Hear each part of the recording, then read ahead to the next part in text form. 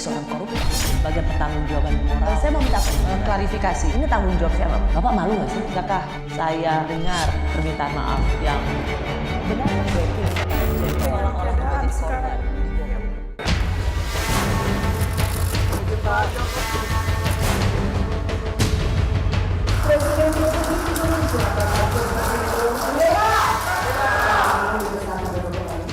Saya sama Pak Jokowi tidak janjian, tetapi itu mengekspresikan bahwa saya dan Pak Jokowi acap kali satu tujuan di dalam membangun bangsa dan negara ini. Momen Jokowi menggandeng sang ketua umum saat pembukaan Rakernas ketiga PDIP Selasa lalu seakan membantah santernya isu keretakan hubungan antara Presiden Jokowi dengan Megawati. Tak hanya itu, di akhir forum ada momen di mana Megawati menghadiahi Jokowi foto kebersamaan saat deklarasi Ganjar Pranowo sebagai calon presiden di Istana Batu Tulis Bogor. Iya, sesuai foto.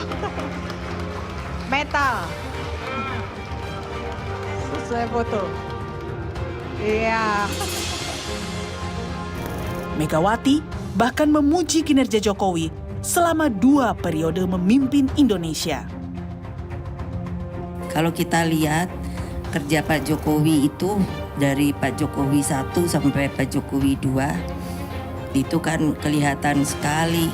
Jadi kalau ada orang sepertinya menutup mata mengatakan bahwa kerja Pak Jokowi itu membuat transportasi dalam pengertian jalan itu, ya saya pikir itu orang itu kurang bijaksana. Minta maaf, Pak. Duluan. Isu kurangnya harmonis hubungan Megawati dan Jokowi mulai santer berhembus karena kian intensnya kebersamaan Jokowi dengan calon presiden dari Gerindra, Prabowo Subianto. Hal inilah yang buat publik menilai Jokowi mulai tak sejalan dengan partainya sendiri, meski dugaan ini ditepis internal PDIP.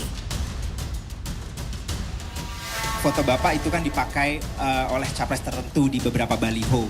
Apakah itu sudah seizin dengan Pak Jokowi dan apakah itu merepresentasikan Pak Jokowi mendukung capres tersebut?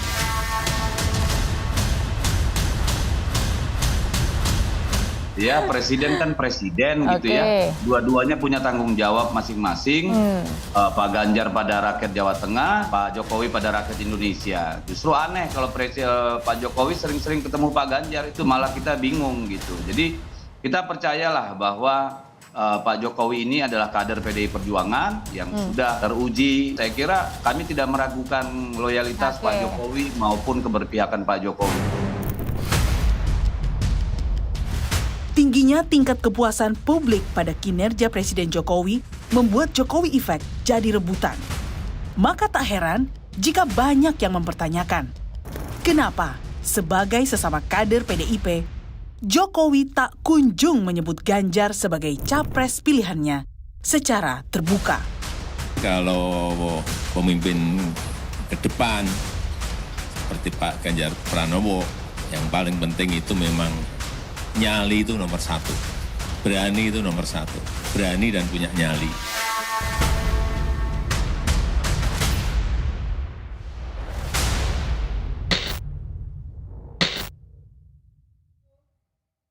Saya sudah bersama Guru Besar UIN Syarif Hidayatullah Jakarta, Profesor Saiful Mujani. Bung Saiful, terima kasih sudah di Rosi. Terima kasih Mbak Rosi. Hari Selasa kemarin kita melihat Rapimnas dan ada keakraban antara Bu Mega dan Presiden Jokowi dan ada Pak Ganjar Pranowo juga di situ, ada Mbak Puan dan Mas Prananda.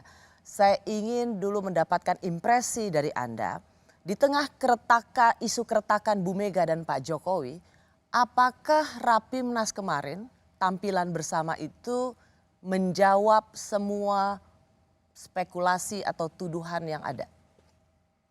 Jawaban sederhananya iya, gitu ya. Cuman Mbak Rosi, itu kan spekulasi.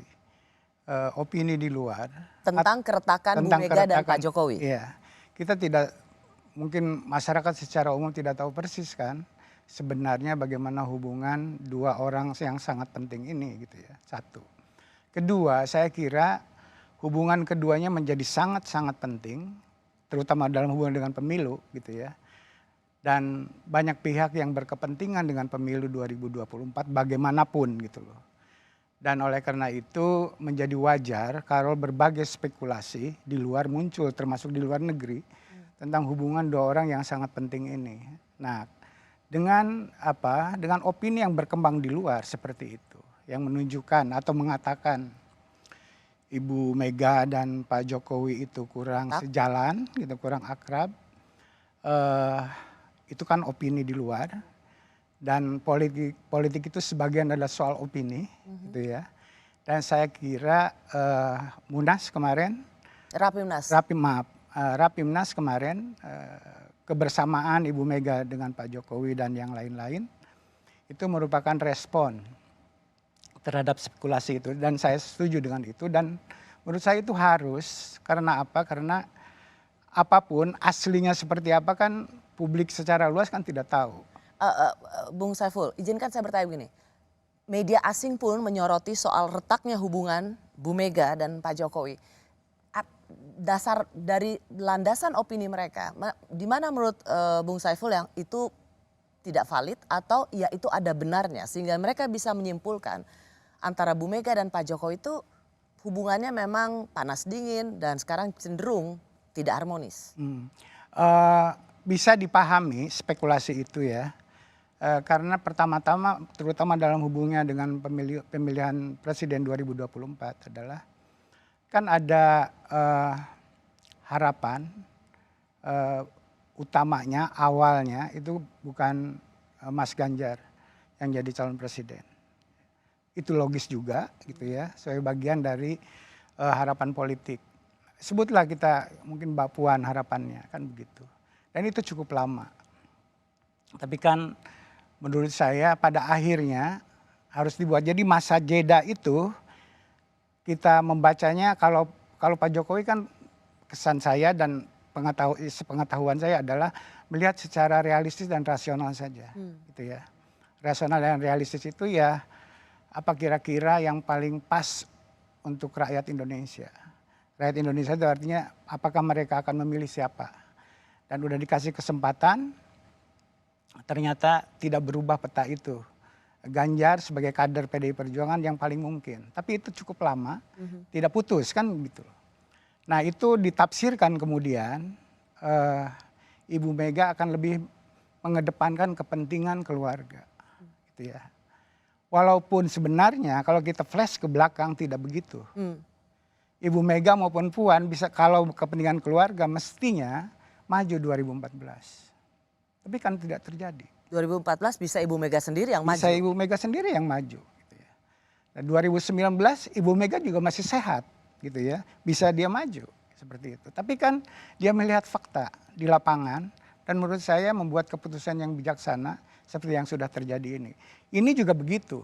Jadi kalau ada harapan salah satu kader terbaiknya di dalam elit PDI Perjuangan menjadi calon presiden, saya kira itu harapan yang logis. Tapi kemudian harus atas dasar kenyataan politik di lapangan seperti apa. Kenyataannya adalah rakyat lebih menginginkan Ganjar daripada kader yang lain. Dan Ibu Mega ngambil keputusan itu. Menurut saya itu adalah sebuah sikap yang terbuka dan bijaksana. Dan itu juga yang membuat saya kira faktor PDI Perjuangan salah satu partai yang solid gitu ya sejauh ini. Bung Saiful, meskipun demikian sering sekali Bu Mega dalam pidatonya mengatakan petugas partai. Dan itu bagi banyak orang yang tidak memahami definisi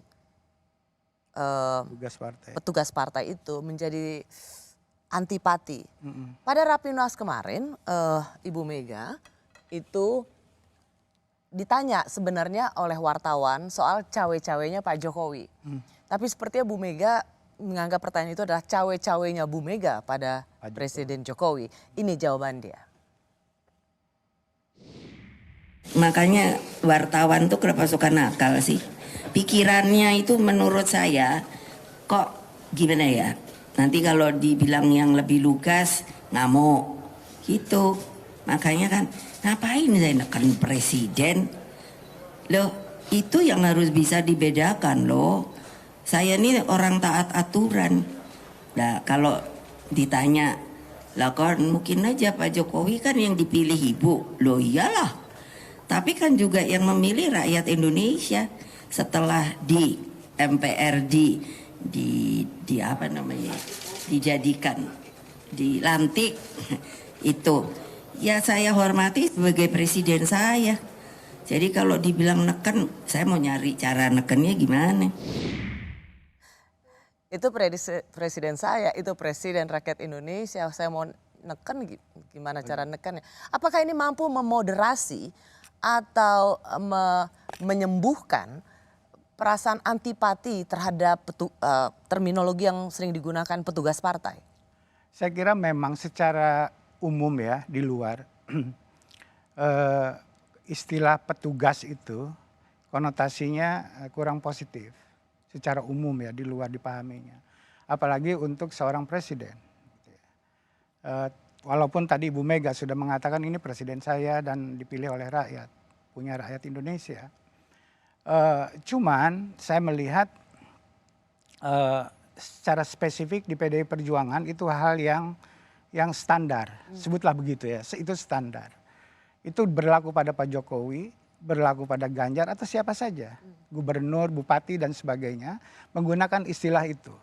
Jadi bukan sebagai pembantu Ibu Mega, tapi ini adalah ejawantahan dari perlembagaan politik yang disebut PDI Perjuangan gitu ya. Jadi semua kader-kader itu yang bekerja sebagai di eksekutif maupun legislatif itu disebut sebagai petugas, artinya dia mewakili, merepresentasikan rakyat yang diwakilkan kepada PDI Perjuangan. Persis. Kurang lebih seperti itu. Tapi itu kan buat internal. Begitu itu disampaikan di publik seolah-olah pilihan partai yang menjadi kader terbaik partai ini menjadi boneka partai politik. Jadi anak buah. Menjadi pesuruh, anak buah, ya. pesuruh. Ya.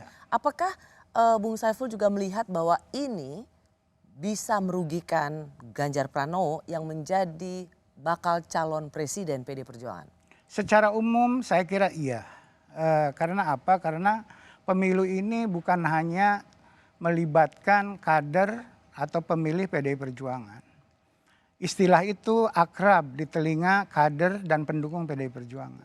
Mengapa itu tidak terlalu merugikan pada Pak Jokowi? Sebelumnya disebut juga petugas partai. Mengapa itu lebih merugikan Ganjar Pranowo sebagai bakal calon presiden? Apa yang membedakan? Yang membedakan adalah intensitas penyebutan Pak Jokowi sebagai petugas partai itu agak belakangan di sini. Tidak pada 2014 atau menjelang 2014 itu di dalam memori saya itu tidak ada. Itu lebih belakangan saja. Paling-paling muncul itu kalau di raker dan sebagainya. Setelah di internal. Jadi presiden ya maksudnya ya? Betul. Ketika sudah jadi presiden itu agak belakangan istilah itu muncul pada Pak Jokowi. Nah oleh karena itu dia udah jadi presiden tidak ada ruginya disebut seperti itu. Wong dia memang udah jadi presiden. Tapi Pak Ganjar lain. Pak Ganjar ini masih baru satu langkah menjadi presiden. Gitu ya. Bakal calon presiden. Bakal calon presiden dan bisa gagal. Kalau belum apa-apa sudah disebut sebagai petugas partai, apa resikonya? Resikonya adalah seolah-olah Ganjar ini hanya milik PDI Perjuangan. Padahal untuk menjadi presiden, Ganjar ini harus menang 50% plus. Dan itu artinya tidak cukup PDI Perjuangan saja. Oleh karena itu bahasa yang dipakai adalah bahasa yang diterima oleh kebanyakan orang. Dan ini juga mungkin sebagai satu kritik atau apapun namanya, Ibu Mega kan relatif jarang bicara kepada publik. Tadi bahasa seperti tadi Pak Jokowi ini adalah presiden kita, presiden rakyat Indonesia itu kan sekali-sekali muncul seperti itu. Sehingga yang dalam memori kolektif publik adalah petugas partai, bukan seperti tadi penjelasan Bu Mega itu adalah presiden kita. Yeah. Saya tidak bisa menekan.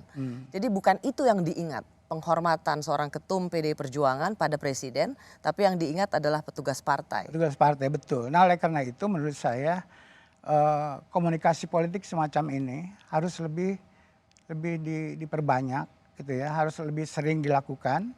Dan juga yang seperti apa?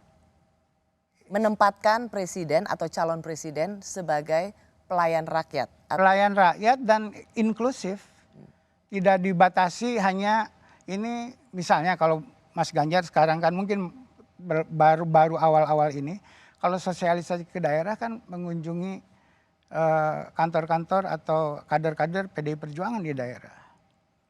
Tidak atau kurang atau belum ya sedianya sekarang, tapi waktunya kan udah dekat. Mengunjungi secara lebih inklusif. Harus lebih inklusif sekarang seperti saya katakan tadi. Ini presiden ini adalah presiden rakyat Indonesia, bukan presiden PDI Perjuangan. Karena kalau ini kurang inklusif gitu ya, saya khawatir resistensi terhadap Ganjar dan terhadap PDI Perjuangan juga itu kan menjadi kuat. Dan itu akan merugikan Ganjar menurut saya. Bung Saiful, banyak sekali yang menerka-nerka, mencoba menebak-nebak isi hati Presiden Jokowi. Kepada siapa suaranya akan berlabuh. Pada Rapimnas PD Perjuangan kemarin, 6 Juni bertepatan dengan hari kelahiran Bung Karno. Di akhir Rapimnas, Bu Mega memberikan hadiah ke Presiden Jokowi berupa foto bersama saat deklarasi Mas Ganjar di Istana Batu Tulis Bogor. Kita ingatkan kembali seperti apa video itu atau peristiwa itu. Ya, dibuka. Ya, kita beri tepuk tangan. Selanjutnya kami mohon Bapak Prananda Prabowo, Ibu Puan Maharani dan Bapak Ganjar Pranowo untuk ikut ke atas. Iya, sesuai foto. Metal. Sesuai foto. Iya. Bung Saiful, apakah pesan yang sesungguhnya ingin disampaikan Bu Mega? Mengingatkan Pak Jokowi, kita sama-sama mengumumkan siapa yang akan menjadi calon presiden dari PD Perjuangan? Bukan hanya itu, lebih dari itu. Sebetulnya itu adalah pesan kepada publik. Bukan sekedar bilang sama Pak Jokowi, ayo dong kamu jadi presiden karena dukungan kami. Sekarang waktunya adalah Pak Jokowi juga bersama-sama untuk mendukung Ganjar. Itu pasti, itu harapan itu. Tapi yang lebih penting lagi, karena itu dibuka, dipublish, itu adalah semacam pernyataan kepada publik bahwa asumsi gitu ya atau tafsiran seolah-olah Pak Jokowi itu tidak mendukung Ganjar, seolah-olah Pak Jokowi itu kurang dekat dengan elit perjuangan seperti Ibu Mega, ingin ditepis gitu ya. Bahwa foto itu ingin menunjukkan memori bersama bahwa pada saat pengumuman Ganjar Pranowo sebagai bakal calon presiden dari PD Perjuangan ada Pak Jokowi. Ada Pak Jokowi di situ. Dan seberapa penting memang itu? Penting secara politik, itu sangat penting tentu saja. Kenapa penting ya? Untuk Pak Jokowi khususnya ya. Karena Pak Jokowinya terlalu bernilai secara politik di mata rakyat. Itu. Dan itu bagi dalam tanda kutip kontestan yang lain itu jadi masalah. Dan harus digeser setidak-tidaknya bagaimana caranya membuat Pak Jokowi tidak memihak, sebut begitu. Dan saya kira logis kalau lawan politik Ganjar menginginkan Pak Jokowi minimal tidak memihak. Makanya ketika tadi ya, walaupun Ibu Mega meresponnya berbeda, ada opini Pak Jokowi tidak boleh cawe-cawe gitu ya. Artinya jangan memihak pada calon tertentu deh gitu ya, netral saja sebagai presiden kayak begitu. Itu diharapkan terjadi gitu ya. Cuma jangan lupa di dalam demokrasi, dalam satu partai yang sama, orang seperti Obama dan sebagainya tidak mungkin mendukung calon partai Republik. Kira-kira kayak begitu atau netral gitu ya. Biasanya presiden itu dari satu partai yang sama dengan cukup eksplisit atau tidak, walaupun tadi kan tidak terlalu eksplisit, untuk Pak Jokowi biasanya memihak pada keputusan partai yang sudah dibuat di mana dia bagian dari partai tersebut. Persis, itu makanya pertanyaan banyak orang. Setelah deklarasi pun Pak Jokowi tidak kunjung menyebut secara verbatim nama Ganjar Pranowo sebagai calon presiden yang harus didukung. Ada apa dengan Presiden Jokowi? Pak Jokowi itu asalnya dari mana sih? Itu dari mana sih awalnya, mulai dari menjadi wali kota, gubernur hingga presiden.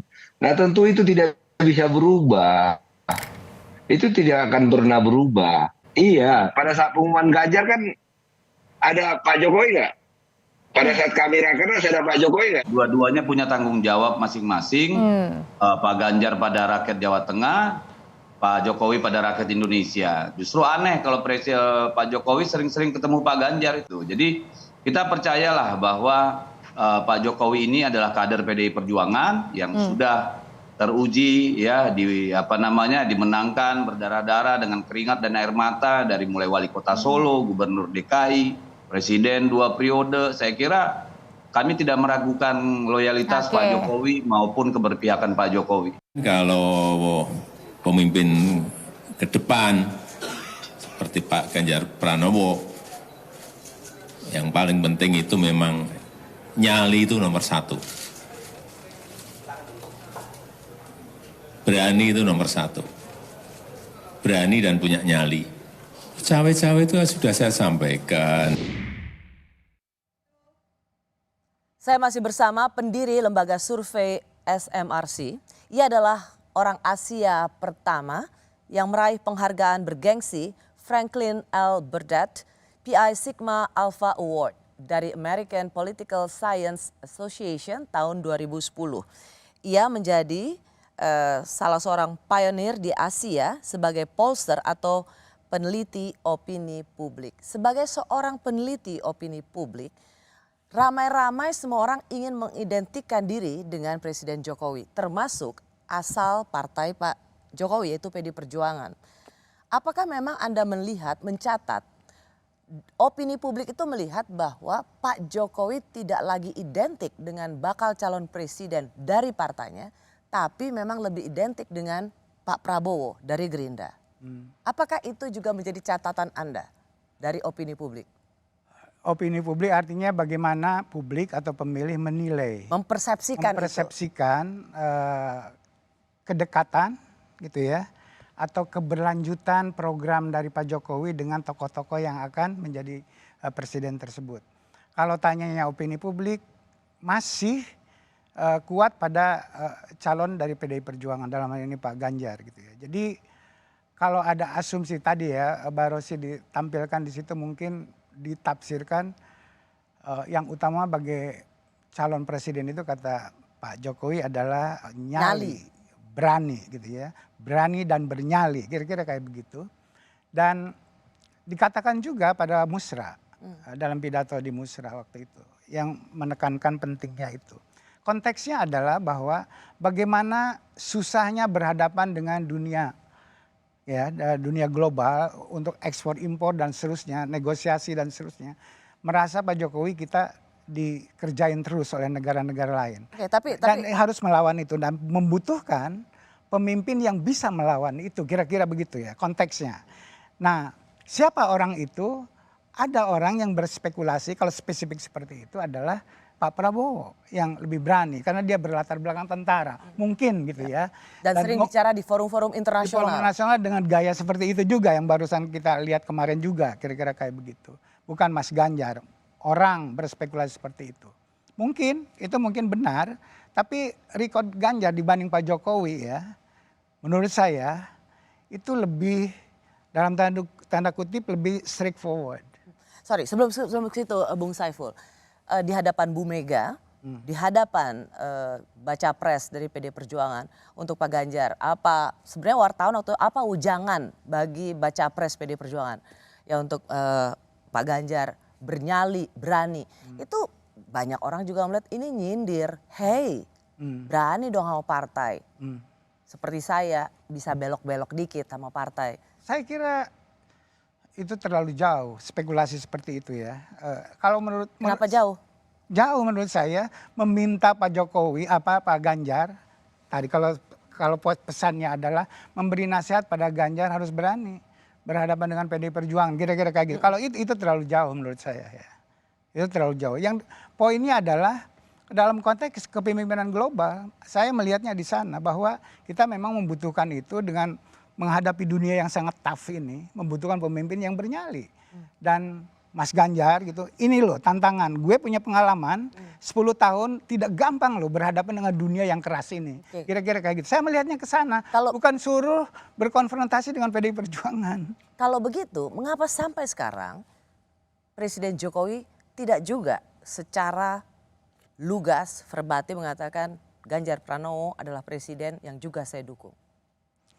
Di pidatonya ketika diputuskan di Bogor, Pak Jokowi kan kasih sambutan dan memberikan semacam penilaian Ganjar itu siapa dan sebagainya. Misalnya. Tapi itu internal. Ya tentu itu internal. tidak dipublikasikan. Ada video yang memang beredar, Bung Saiful, bahwa tantangan ke depan, geopolitik dan lain sebagainya.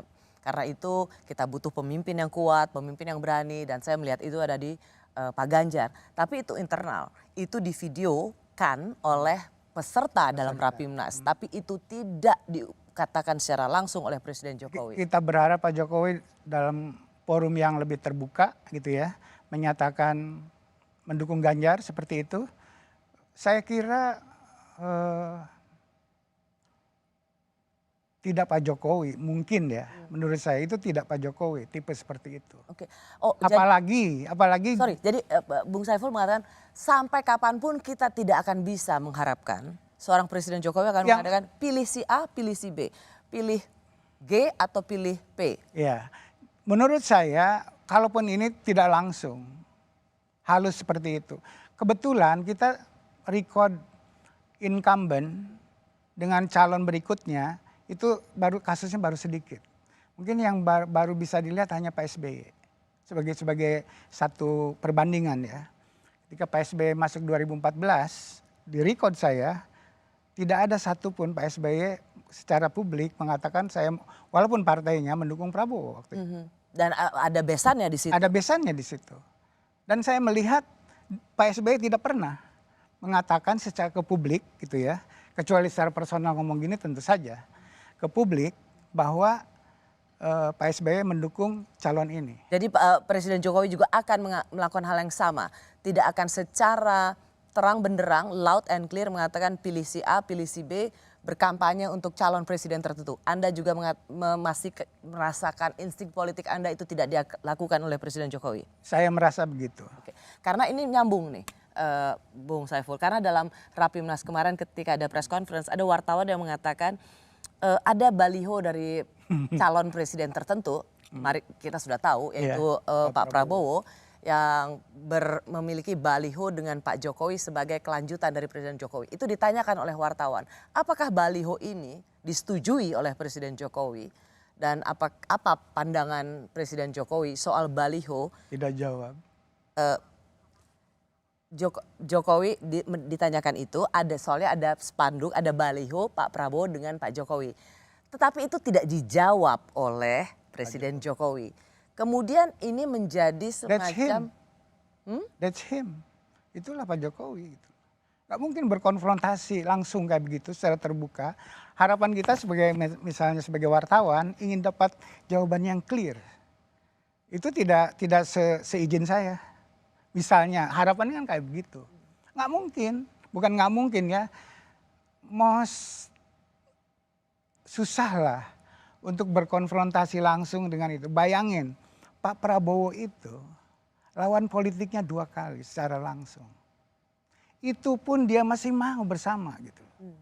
Segitunya itu personality Pak Jokowi. Halus dalam pengertian itu yang saya pahami ya. Jadi kalau kita berharap lebih secara straightforward kayak begitu, mungkin susah. Mungkin kita salah berharap pada Pak Jokowi dalam.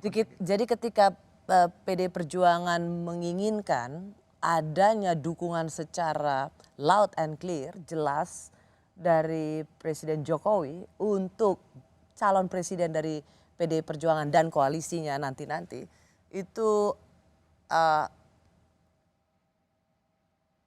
mengharapkan sesuatu yang tidak akan terjadi?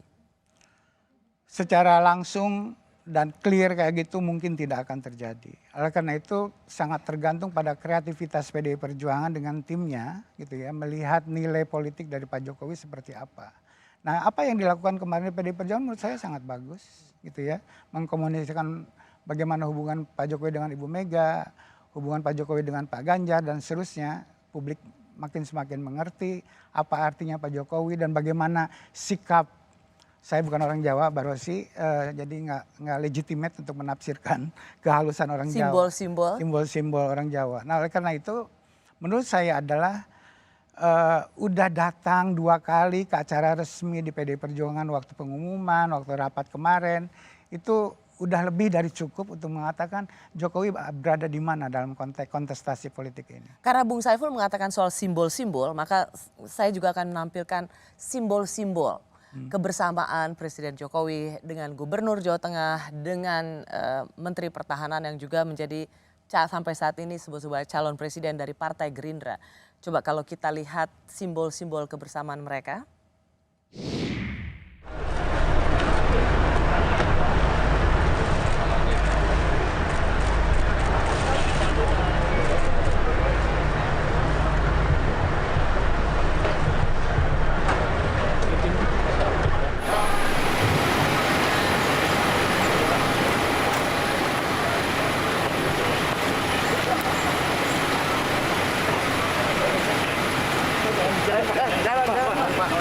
Jalan. Ayo Pak. Cepat Pak.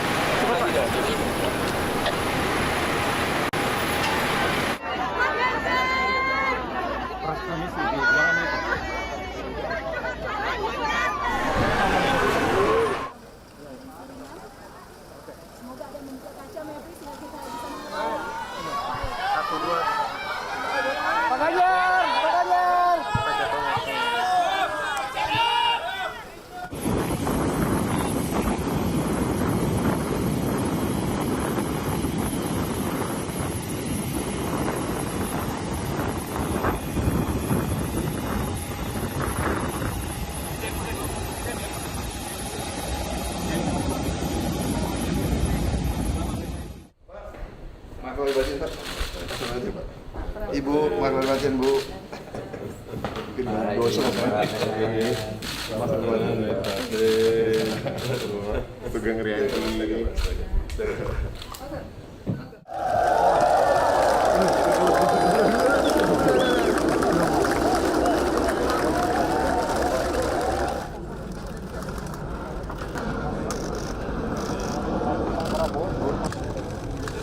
Wah.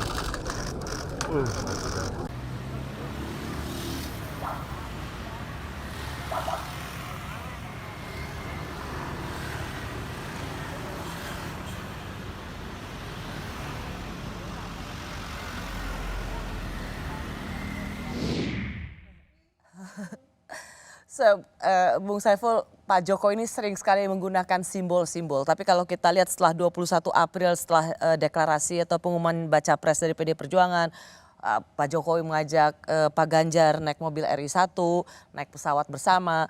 Tapi kemudian juga ada pada saat Lebaran 22 April, Pak Prabowo datang ke Solo. Lalu kemudian di bulan Mei, bulan berikutnya ada tanam mangrove, Pak Prabowo Menhan dengan Presiden. Menhan mangrove. Menanam mangrove, ya. Jadi ini sebenarnya siapa mengajak siapa atau siapa yang proaktif minta diajak? Saya tidak tahu ya. Tapi yang jelas kebersamaan itu pertama adalah saya kira logis kalau Pak Prabowo ingin dilihat dekat dengan Pak Jokowi.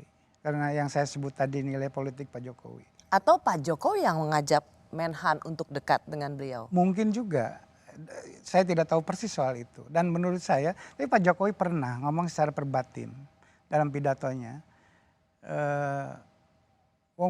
Pak Prabowo yang memang minta untuk kalau Pak Jokowi lagi berkunjung ke daerah dan sebagainya minta untuk menemaninya gitu ya. Dan menurut saya pernyataan itu cukup jelas mengartikan saya ingat bahwa itu, kalau nggak salah itu acaranya PAN. Ya. Nah kemudian Pak Jokowi bilang iya Menteri Pak Zul juga minta diajak, ya udah besok saya ajak dan betul diajak. Kurang lebih seperti itu kan. Jadi Pak Prabowo kan punya agenda politik yang nyata gitu ya. Kalau melihat resource politik dalam hal ini Pak Jokowi begitu kuat, dan saya kira logis kalau Pak Prabowo terus berusaha mengidentikan diri dengan Pak Jokowi di mata publik, kira-kira begitu. Dan harus dilakukan itu. Gitu ya. Dan Pak Jokowi tidak merasa keberatan itu dilakukan, apalagi dia sebagai salah satu menterinya, kira-kira begitu. Jadi menurut saya poinnya di sini adalah yang terpenting, Pak Jokowi ini diperebutkan oleh semua orang yang berkepentingan 2024. Itu dalam posisi yang tidak mudah buat Pak Jokowi sendiri menurut saya. Tidak mudah? Tidak mudah. Justru kita mengatakan pada orang yang bisa memilih justru tidak mudah. Bukan, kita ingin mengatakan bahwa Pak Jokowi mengatakan untuk misalnya Anda tidak bisa menggunakan saya untuk kepentingan politik Anda, itu tidak mudah Pak Jokowi mengatakan seperti itu ke publik, kira-kira begitu. Tapi dilihat dari rekodnya tadi kan, itu seolah-olah kan ada keseimbangan antara dekat dengan Ganjar di satu pihak, di pihak yang lain dengan Prabowo juga dekat, kira-kira kayak begitu. Tapi kan nggak bisa dilepaskan dari kenyataan bahwa yang resminya kan Pak Jokowi tidak datang pada deklarasi Prabowo sebagai calon presiden misalnya, dan belum daftar juga di KPU. Belum ada juga. Iya, di KPU. Tapi di Gerindra sudah menyatakan bahwa Prabowo memang calon presidennya, Gerindra ya. Nah, oleh karena itu menurut saya beda gitu ya, bagaimanapun dengan apa yang dilakukan oleh PDI Perjuangan dengan Ganjar. Itu sudah resmi. Dan memberi sambutan di kedua acara tersebut yang menurut saya itu sangat penting, at least untuk orang yang mengatakan seolah-olah Pak Jokowi ini tidak menginginkan Ganjar sebagai presiden. Saya ingin mempertanyakan judul program Rosi malam hari ini, mengapa saya mengundang Profesor Dr. Saiful Mujani. Jadi ketika ada isu soal keretakan Bu Mega dan Pak Jokowi, siapa yang diuntungkan? Yang berkepentingan dengan 2024. Yang diuntungkan dalam jangka pendek ya. Dalam hal ini jangka pendek politik adalah 2024, tinggal 8 bulan Mbak Rosi. Jadi kalau itu image ya, jangankan real, image saja sudah cukup untuk mengatakan bahwa Ibu Mega dengan Pak Jokowi tidak sejalan. Gitu ya. Yang diuntungkan adalah lawan politik Ganjar, tentu saja gitu. Karena lawan sampai saat ini 3 teratas dalam survei adalah ada Pak Anies, ada Pak Prabowo. Siapa yang paling diuntungkan ketika hembusan Pak Prabowo? Ketika Bu Mega dan Pak Jokowi terus dibentur-benturkan, yang paling dirugikan adalah Pak Ganjar. Dan yang paling diuntungkan adalah Pak Prabowo. Siapa yang membenturkan itu? Siapa yang paling berkepentingan membenturkan itu? Tidak tahu saya persisnya ya. Tapi wacana di publik ya tadi perbedaan antara Ibu Mega sama Prabowo, dengan Pak Jokowi dalam konteks pemilihan presiden ini itu cukup tercipta dan memberikan pengertian kepada sebagian publik bahwa memang Pak Jokowi tidak sejalan, kira-kira begitu. Dan lawan yang paling diuntungkan dari sisi benturan ini adalah tentu saja yang selama ini dilihat dekat dengan Pak Jokowi. Dalam hal ini Pak Prabowo. Kenapa tidak Anies? Anies memang sudah agak eksplisit beda gitu jalannya. Oleh karena itu non faktor. Jadi ini adalah soal Pak Prabowo dengan Ganjar. Saya ingin menanyakan satu hal, klarifikasi dari seorang guru besar ilmu politik dan seorang profesor di bidang ilmu politik. Apakah Anda memang memiliki sentimen personal yang negatif pada Pak Prabowo? Sehingga apapun yang Anda analisa tentang dia selalu menihilkan atau mengecilkan peran seorang Prabowo Subianto? Secara objektif keilmuan tentu saja tidak gitu ya. Saya stick pada kaidah-kaidah ilmu. Tapi sebagai warga negara, saya punya hak politik tertentu dan punya sikap politik tertentu. saya mungkin sejak awal Pak Prabowo mau jadi calon presiden, saya sangat kritis sama Pak Prabowo. Gitu. Karena saya percaya pada trik record yang terjadi pada pemberhentian Pak Prabowo waktu itu. Bagi saya itu adalah catatan yang sangat penting. Saya tidak mau punya presiden dengan track record seperti itu. Dan saya tidak akan lupa itu. Bahwa orang melupakan itu urusan orang lain. Tapi saya tidak akan lupa dengan itu. Dan saya tidak mau sebagai warga negara punya presiden dengan record seperti itu. Apakah catatan kelam dari seorang Pak Prabowo Subianto itu akan mempengaruhi metodologi survei Anda? Tidak akan. Karena survei itu adalah pertaruhan profesionalisme dan profesionalitas saya gitu ya. Hidup saya itu ada di situ dan objektivitas SOP dari survei itu adalah syarat yang mutlak harus dijaga. Kalau itu tidak dijaga itu artinya mati. Kalau mati itu artinya itu mematikan diri saya sebagai seorang profesional. It's impossible. Bahwa saya kemudian punya sikap politik itu satu hal yang lain lagi. Dimanapun intelektual di dunia bersikap. Kalau melihat sesuatu yang dianggap ini tidak bisa ditoleransi dalam hubungannya dengan masalah terutama human right. Itu menurut saya itu harus. Tidak bisa seorang intelektual diam melihat seperti itu. Pembicaraan ini belum ada kata akhir baik dengan PDIP maupun Gerindra termasuk dengan Golkar dan paket yang kami tawarkan ke PDIP kami tawarkan juga Erick Thohir. Ke Gerindra juga kami tawarkan Erick Thohir dan paket Airlangga Zulkifli Hasan tetap hidup. Demokrat menyuarakan aspirasi rakyat perubahan yang ingin segera mendapatkan kepastian Pak Anies Baswedan ini bisa berlayar. Kalau capres sebelum mengumumkan cawapres, publik ini masih menganggap belum ada kepastian. Kesepakatan antara parpol dan Pak Anies dianggap masih belum bisa berlayar. Jadi bagi Demokrat, yang terpenting kepastian berlayarnya. Pencawapresan nama kan banyak, sudah 10. Kalau boleh saya sebut, yang ada di media Pak Mahfud, sudah masuk namanya. Pak Erick Thohir, Pak Ridwan Kamil, Pak Sandiaga Uno, kemudian ada Pak AHY, ya kan? Pak AHY, Pak Prabowo, Pak Erlangga, ya kan? Kalau bisa saya sebut beberapa nama itu dan semuanya tentu saja mempunyai kelebihan-kelebihan yang nantinya akan dipertimbangkan. Saya masih bersama pendiri lembaga survei SMRC, Profesor Saiful Mujani. Ia juga penulis buku Kuasa Rakyat yang mengupas pengaruh survei opini publik bagi pelembagaan demokrasi di Indonesia setelah reformasi. Bung Saiful, saya selalu membaca tulisan Anda yang seolah menihilkan peran calon wakil presiden. Padahal sekarang beda dengan 2014. Kita tahu 2014 Pak Jokowi itu moncer sekali dari sisi survei. Sehingga ya pemilihan wakil presiden itu ya tidak terlalu penting. Tidak terlalu penting. Kalau sekarang tidak ada di antara 3 nama itu tidak ada yang seperti 2014 Pak Jokowi. Anda masih bersikeras bahwa faktor bakal calon wakil presiden itu nggak penting? Kalau saya dasarnya adalah data, ya, bukan harapan atau spekulasi.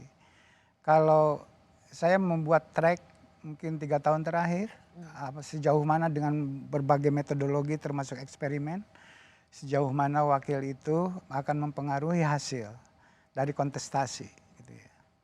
Sampai hari ini saya belum menemukan satu jawaban yang meyakinkan bahwa wakil itu sangat penting untuk membuat seorang nomor 1 menjadi lebih kuat terhadap lawannya. Oleh karena itu sementara kalau ditanya sama saya, apakah wakil itu penting dan wakil yang macam apa, mungkin saya tidak bisa menjawab dengan meyakinkan. Karena data tidak menunjukkan itu. Tidak menunjukkan itu. Kalau misalnya data tidak menunjukkan itu, harusnya dari sekarang udah bisa dong calon wakil presiden. Kenapa partai politik masih, kalau meminjam istilah Bu Mega, politik kayak dansa. Gitu. Jadi ya tetap harus melihat lagunya seperti apa. Harusnya kalau calon wakil presiden itu tidak dominan, udah bisa diumumin dari sekarang. Atau yang paling baru misalnya, Demokrat mengatakan bahwa harus diumumkan wakilnya Pak Anies Baswedan, kalau enggak ya kita harus mengevaluasi lagi. Artinya kan masih tarik ulur dari soal calon wakil presiden. Saya melihat ada kontradiksi dari analisa Bung Saiful dengan apa yang terjadi secara realitas dari apa yang menjadi keputusan partai politik. Wakil presiden itu penting. Penting, betul. Itu kan bagian dari, kalau tidak penting mereka tidak punya resource untuk bergain. Jadi menurut saya posisi itu menjadi penting bagi partai politik untuk bergain. Bergain maksudnya? Iya, bahwa kan misalnya ada satu partai politik ingin berkoalisi. Nilai politiknya bagi yang mau bergabung tersebut apa? Kira-kira kan begitu. Sebutlah misalnya AHY ingin jadi wakilnya. Ya kan begitu. Nilai politiknya jadi posisi jadi wakil. Kalau tidak diputus-putuskan ini berarti kan Demokrat tidak punya nilai politik yang kuat dalam konteks kontestasi ini gitu, Mbak Rosy, saya melihatnya. Nah, oleh karena itu berbeda dengan saya, tradisi kita memutuskan wakil itu injure time. Last minute. Last minute. Pasti di kemungkinannya itu waktu-waktu terjadi. terakhir. Kemungkinan itu terjadi, kecuali ya dalam konteks kita ini agak berbeda nih. Misalnya koalisi perubahan, di situ ada 3 partai. Satu saja keluar itu tidak jadi pencalonan itu, ya kan? Karena dia membutuhkan 3 partai itu. Nah, oleh karena itu Demokrat maupun PKS ataupun Nasdem dalam hal ini masing-masing punya daya tawar terhadap partnernya di dalam koalisi tersebut. Oleh karena itu tidak bisa main-main. Kalau Demokrat bilang, halo putuskan sekarang, gitu ya, itu serius untuk Nasdem dan maupun untuk PKS. Kecuali Nasdem dan PKS punya alternatif lain selain Demokrat. Misalnya, oke, Anda silahkan pergi, gitu ya. Saya bisa ngambil yang lain yang menjadi sebagai pengganti. Selama itu belum ada, tuntutan Demokrat itu menjadi sangat penting. Bukan untuk wakil itu penting, bukan. Bagi pemilih ya, bukan itu. Kita udah melihat orang seperti Pak Ma'ruf Amin, gitu ya. Wakil itu secara konstitusional saja pemenuhan itu. Di Banten sebagai kampungnya Pak Ma'ruf Amin kalah besar, kalah telak gitu ya. Jadi menurut saya itu memang tidak kita bisa harapkan dari wakil untuk memenangkan Pilpres. Kalau Demokrat berharap seperti itu, karena itu memang bergaining politiknya. Buat apa berkoalisi dengan Nasdem dan sebagainya kalau tidak dapat posisi seperti itu? Bukan soal untuk memenangkan, tapi soal bergaining politik di antara elit politik itu sendiri. Saya melihatnya seperti itu. Jadi kalau misalnya partai politik mengatakan mencari calon wakil presiden itu tentu melihat dari elektoral, ya itu pasti gitu. Tetapi yang paling penting adalah bagaimana itu bisa diterima oleh partai-partai koalisi supaya mesin partai itu bisa berjalan. Ya, setidak-tidaknya tidak pecah koalisi itu. Tidak ada yang pergi sehingga koalisi itu jadi bubar. Ya, itu kan dasar gitu ya. Bukan soal apakah akan memperkuat secara elektoral atau tidak, itu hal yang lain lagi. Soal itu kalau mau berbicara tentang efek daripada wakil terhadap kontestasi terhadap pemilihan, tanya sama Saiful gitu ya. Tapi apakah orang ini menguntungkan secara elektoral dan tidak, kita punya hitungannya. Tapi kalau apakah partai ini dirugikan atau tidak, itu urusan elit politik. Jadi saya melihatnya berbeda. Secara singkat sebenarnya posisi wakil presiden itu tidak untuk pemenangan pemilu, tapi untuk soliditas koalisi. Soliditas koalisi untuk sementara ini saya melihatnya itu satu. Kedua, jangan sampai memilih, tapi ada juga begini, jangan sampai memilih yang terlalu resisten. Resistensinya terlalu tinggi dari pemilih. Contoh? Saya tidak bisa menyebut nama gitu ya, tapi cukup banyak orang yang ingin menjadi wakil, misalnya sebelum PDI Perjuangan memutuskan calon, kan ada keinginan Pak Prabowo dipasangkan dengan siapa dan seterusnya kayak begitu, kan ada aspirasi semacam itu. Dalam studi kita itu tidak jalan. Sang wakil bahkan calon itu menurunkan elektoral. Maksudnya gimana? Kan ada keinginan untuk memasangkan Pak Prabowo dengan tokoh-tokoh yang lain, kan kayak begitu, jauh-jauh hari gitu ya. Mungkin PDI Perjuangan nggak perlu punya calon presiden, wakil aja cukup. Tapi dalam studi kita dan dipublish, dalam studi kita keinginan itu tidak mendukung untuk memenangkan Pak Prabowo. Oleh karena itu kemudian nilainya menjadi tidak ada. Wakil itu bahkan negatif terhadap Pak Prabowo. Oleh karena itu tidak dipikir oleh Pak Prabowo dengan timnya untuk melakukan koalisi semacam itu. Jadi ada memang tokoh-tokoh tertentu yang tidak bisa membantu, bahkan negatif. Dan ke depan memilih wakil jangan sampai yang seperti itu. Ya, tapi kalau poin yang menurut saya. Kalau dia negatif itu apakah itu sejalan dengan elektoralnya atau keterpilihannya? Kalau dia negatif apakah itu sejalan bahwa tingkat keterpilihannya juga rendah? Maksud saya negatif itu elektoral. Jadi menurunkan misalnya Pak Prabowo aslinya tanpa berpasangan katakanlah dapat 30. Ketika dipasangkan dengan dia turun jadi 20. Itu karena membetot Pak Prabowo dari atas ke bawah, kan begitu. Itu yang terjadi secara empirik. Nah, pasangan nanti ke depan jangan sampai itu tidak terjadi. Jangan sampai itu terjadi. Minimal tidak mengganggu. Minimal tidak mengganggu. Dan selama ini saya melihat banyak tokoh-tokoh yang tidak mengganggu yang bisa jadi pasangan. Oke. Siapa sih sosok-sosoknya misalnya yang tidak mengganggu itu? Banyak yang banyak beredar sekarang ini. Yang mengganggu?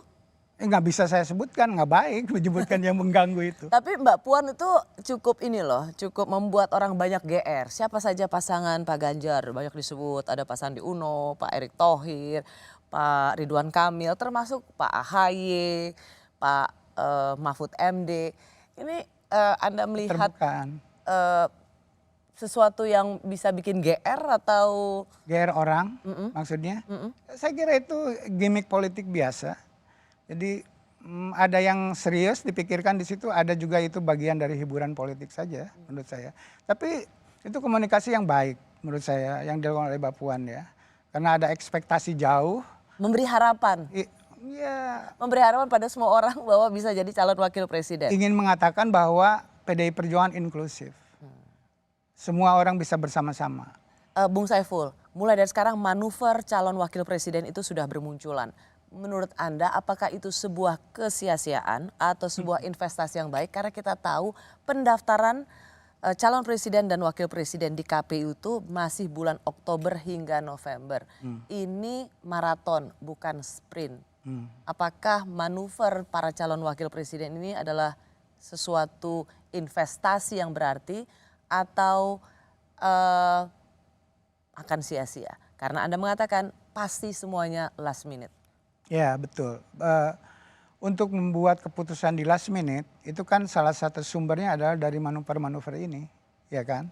Manuver bukan dalam pengertian para pemilih kemudian akan membuat orang ini jadi positif terhadap seorang nomor satu, bukan itu. Tapi minimal meyakinkan di antara sesama elit politik sendiri gitu ya. Jadi langkah itu 6 bulan itu Mbak Rosy menurut saya. Sekarang mungkin kurang dari 6 bulan ya. Mungkin 3 bulan, 4 bulan kayak begitu. Itu pendek untuk kerja politik menurut saya. Jadi spekulan-spekulan politik sebut begitu. Itu menurut saya masuk akal. Dan apa yang dilakukan oleh mereka yang berminat atau punya interest menjadi wakil presiden. Saya kira itu tidak bisa dihindarkan, harus dilakukan. Singkat cerita, Profesor Saiful Mujani mengatakan para calon wakil presiden ini bukan orang yang melulu akan menjadi penentu pemilihan atau suara publik. Tapi mereka penentu apakah bisa diterima oleh koalisi partai-partai politik. Persis. Seringkali lembaga survei dituding menjalankan pesanan dari elit politik demi menaikkan elektabilitas partai politik dan tokoh yang diusung. Benarkah tudingan ini? Soal elektabilitas bagaimana Pak? Enggak apa-apa, biasa saja naik turun. Oh dulu juga tinggi, pula tinggi deh. Jadi gimana Pak? Enggak masalah? Soal survei. Saya sering dapat pertanyaan survei itu. Dan saya ingat Pilkada Jakarta, kami tidak pernah nomor 1. Hasilnya? Bahkan seminggu sebelum Pilkada, kami ditempatkan nomor 3. Kami sudah terbiasa ditempatkan nomor 3 dan kami tetap optimis untuk bisa memenangkan dalam sebuah kompetisi Pilpres nanti, insya Allah.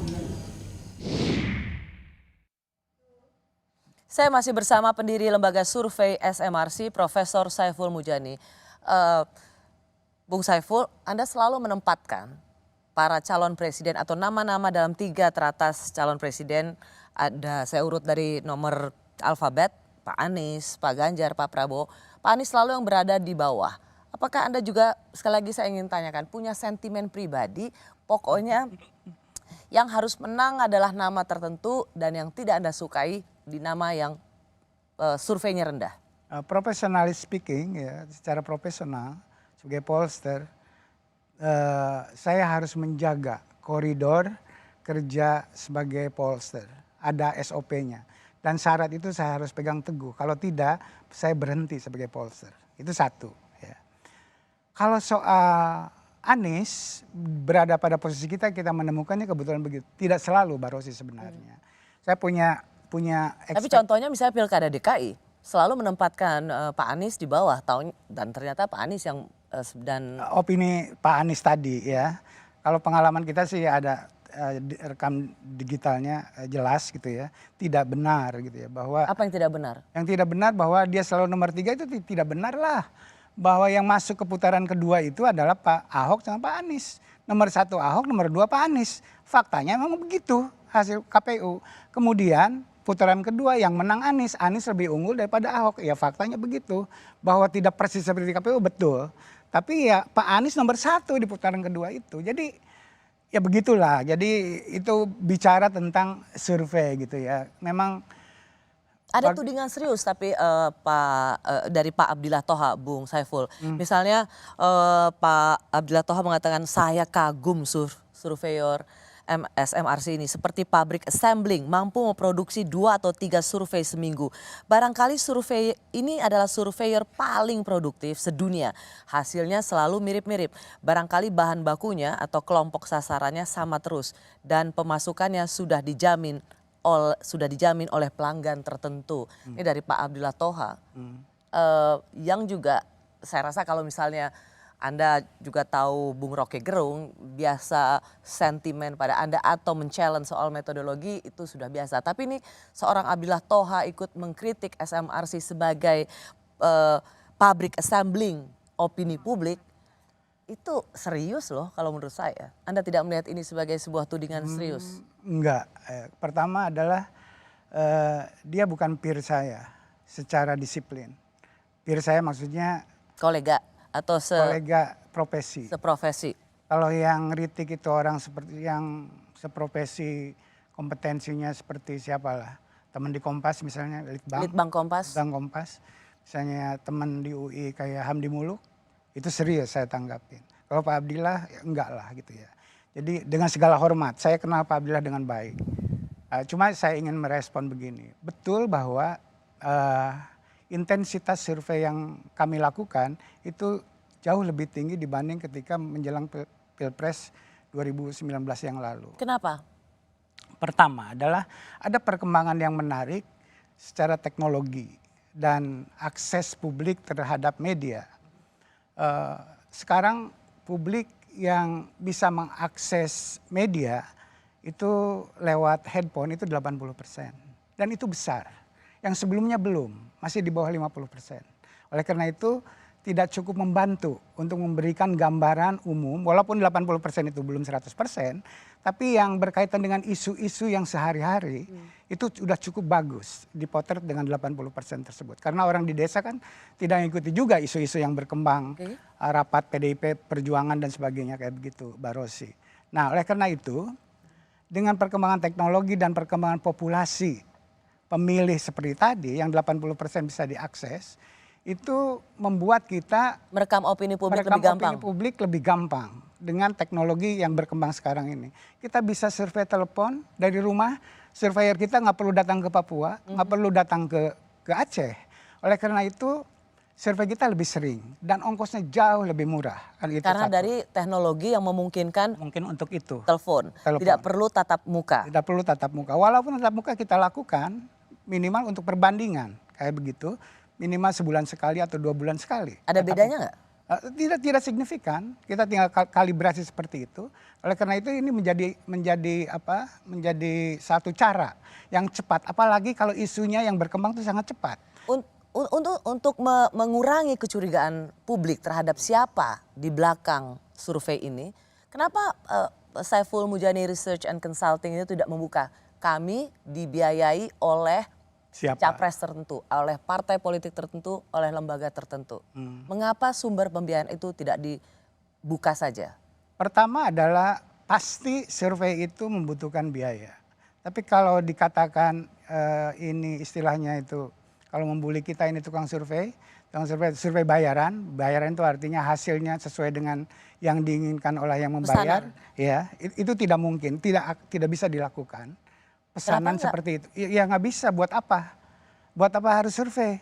Itu mah bisa saya karang aja sendiri kalau seperti itu. Kenapa tidak dilakukan survei seperti ngarang seperti itu? Kalau memang itu berguna. Kalau saya rilis dengan ngarang seperti itu mempengaruhi opini publik, lakukan aja. Kenapa harus survei beneran dengan ongkos yang relatif agak mahal kayak begitu, Mbak Rosy? Nah, saya pasti membutuhkan biaya.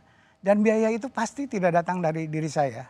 Gaji saya sebagai seorang profesor tidak cukup untuk membiayai sendiri seorang survei. Jadi membutuhkan orang, pasar dalam hal ini, siapapun pasar itu, umum, generik.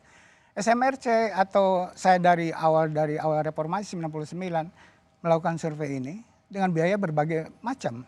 Kenapa tidak dibuka? Apa hambatannya atau apa? Saya punya pengalaman, ini yang penting Mbak Rosy. 2009, waktu itu saya survei cukup intensif.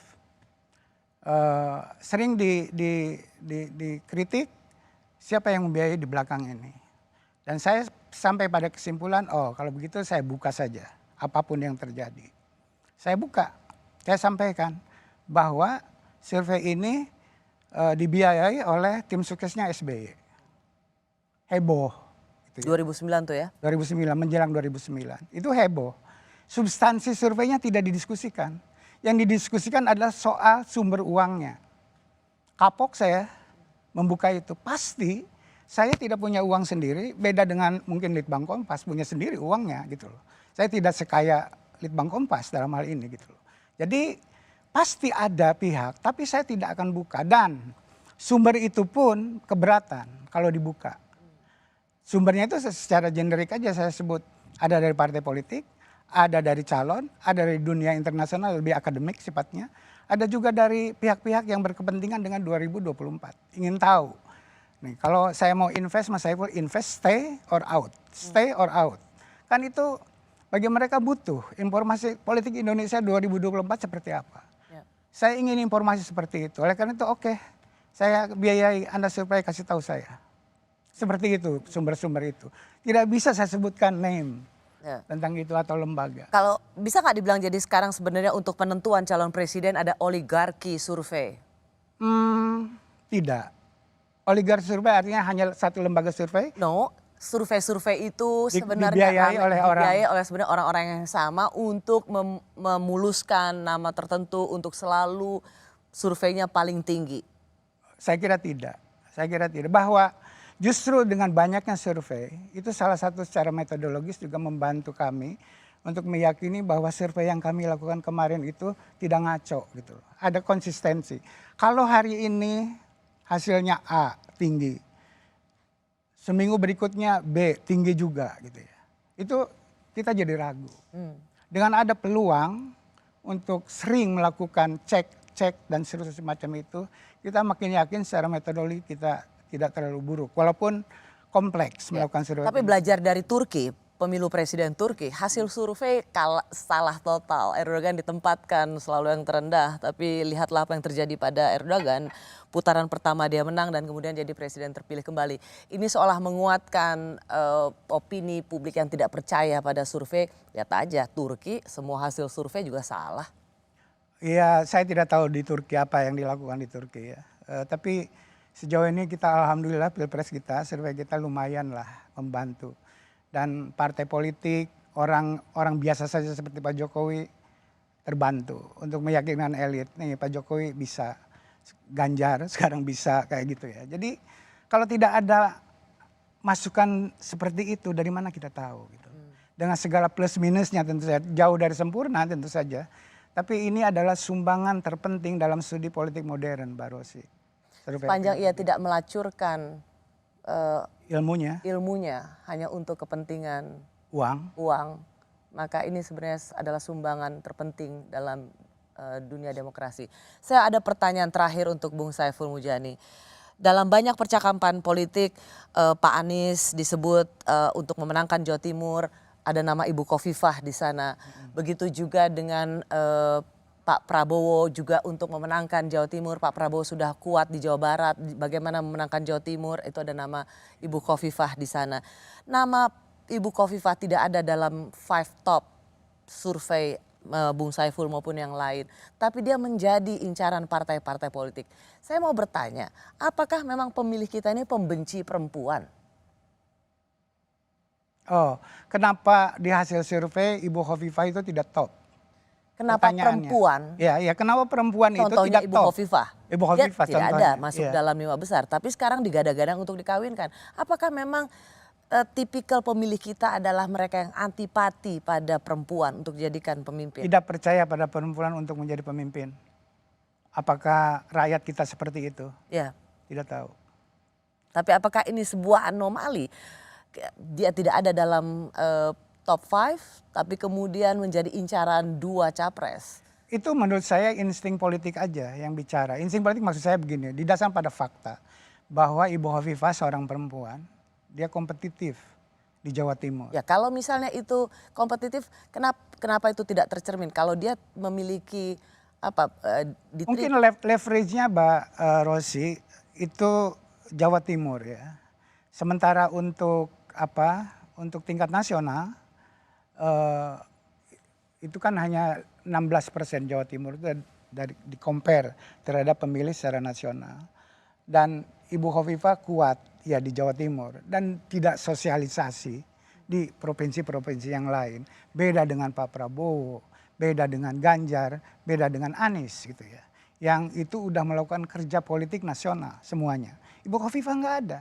Bahkan berita-berita yang memframe Ibu Khofifah sebagai salah satu alternatif itu kan tidak ada. Saya tidak sepesimis orang yang melihat rakyat Indonesia memang benci perempuan atau perempuan itu tidak bisa dipercaya untuk jadi pemimpin. Saya belum sampai pada kesimpulan itu. Belum sampai pada kesimpulan itu karena Anda melihat bahwa Bu Khofifah misalnya. Aja. Bu Khofifah misalnya memang belum cukup melakukan sosialisasi, tapi banyak tokoh politik perempuan tidak masuk dalam elektabilitas. Anda tidak melihat itu sebagai ketidaksiapan pemilih Indonesia pada perempuan? Dari sisi ada aspek demand dalam hal ini masyarakat ya, ada aspek supply. Supply itu ya dari elitnya sendiri yang melakukan sosialisasi untuk politik. Saya melihat dari aspek supply-nya tidak bekerja ke sana. Tokoh sebutlah, saya mengagumi sebutlah orang seperti Ibu Sri Mulyani gitu ya. Karena kompetensinya, integritinya, reputasinya di dunia internasional gitu ya. Pantas ini jadi presiden perempuan ini gitu. Tapi kan tidak ada frame dan langkah-langkah kerja ke sana. Orang tahu Ibu Sri Mulyani pun tidak terlalu banyak gitu, Mbak Rosi. Dan Ibu Sri Mulyani bukan politisi. Suka atau tidak suka, kalau memang dia akan dijadikan sebagai pemimpin, dia harus melalui harus melakukan politik. Itu. Oleh karena dan kita bisa menyalahkan partai dalam konteks ini adalah kurang inklusifnya untuk mensosialisasikan orang-orang yang potensial sebagai anak-anak bangsa dalam beberapa hal gitu. Jadi memaksakan pada apa yang sudah ada di partai politik, padahal itu tidak cukup di mata pemilih kita. Baik, Bung Saiful Mujani, senang bisa bicara dengan Bung Saiful Mujani. Jadi pendaftaran masih di bulan Oktober-November. Jadi ini sprint, ini bukan sprint, ini maraton. Dan untuk wakil presiden bersabarlah, karena penyebutan nama itu pasti kita punya. Pasti last minute. Saya mau tanya dulu, 2 bulan Juni akan dirayakan hari puncak Hari Bung Karno. Apakah di situ juga akan Anda melihat Pak Jokowi? Momentum itu akan dipakai Pak Jokowi untuk penyebutan Pak Ganjar sebagai capres atau tidak? Saya tidak bisa mengatakan iya atau tidak. Ya. Tapi kehadiran Pak Jokowi di situ dekat dengan elit PDI Perjuangan, saya kira itu banyak maknanya secara politik. Bung Saiful Mujani, terima kasih. Profesor Dr. Saiful Mujani. Terima kasih sudah di Rosi. Sampai di sini program Rosi. Saya Rosiana Silalahi, tetaplah di Kompas TV Independen Terpercaya.